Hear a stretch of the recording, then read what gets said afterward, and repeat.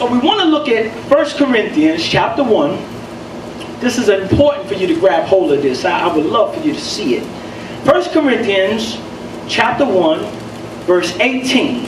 Then we're going to go to 26 through 29. But here in this text, look what it says. Everybody got it? Amen. Say, I got it. I got it. And I'm going to keep it. I'm going to keep it. Look what it says. For the preaching of the cross. For the preaching of the cross is foolishness.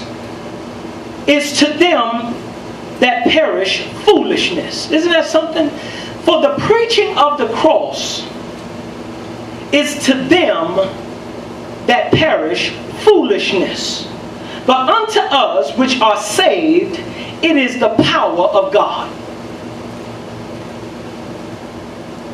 For the preaching of the cross, to them that perish, to them that are going to hell, to them that are not saved, to them that are lost, to them that have not met Jesus, to them, what we're doing here Sunday after Sunday, preaching the cross, is foolishness. It's foolishness to them. He says, but to us, but unto us which are saved, it is the power of God. How many of you have ever experienced the power of God? Bless His name. Yes. How many of you ever experienced the power of God? Amen. If you're here today and if you're saved, if you know you're saved, if you know that your salvation has been blood bought by Jesus Christ, you experience the power of God. If God brought you out of darkness and into His marvelous light, you experience the power of God. You had an experience that nobody else can explain but you, because you experienced it for yourself. Yes. Yes. But somebody will say that your experience with Jesus is foolishness. That's what somebody will say. Look at the text here, verse 26. Verse 26 says, for you see your calling, brethren, how that not many wise men after the flesh, not many mighty, not many noble are called. Man. But God has chosen the foolish things of the world. Look at somebody and just look at them and say, you're a foolish thing. I'm talking about saved folks. Yeah, it sounds bad, but it's gonna brighten up in a minute. It's gonna get right. Look at somebody. He chose foolish things. Don't sound good, brother Stingy. But he looked at Stephen and said, Stephen, you're a foolish thing, but I'm gonna call you to do a mighty work for me.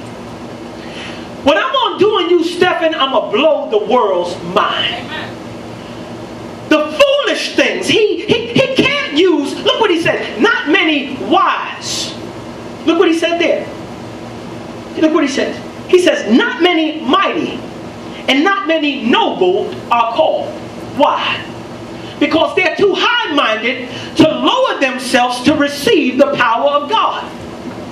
So he has to call people who are just foolish enough to believe God and take Him at His word, so that the power of God can be revealed in the days in which we are living.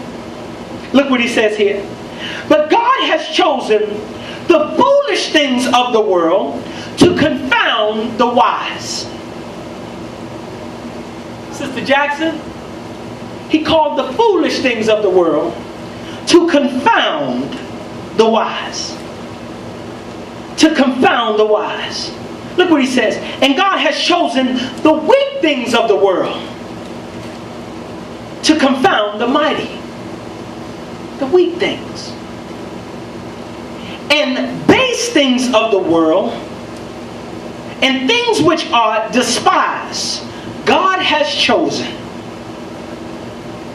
Ye and things which are not, to bring not things that are, that no flesh shall glory in His presence. Today I want to talk to you about no flesh in God's glory.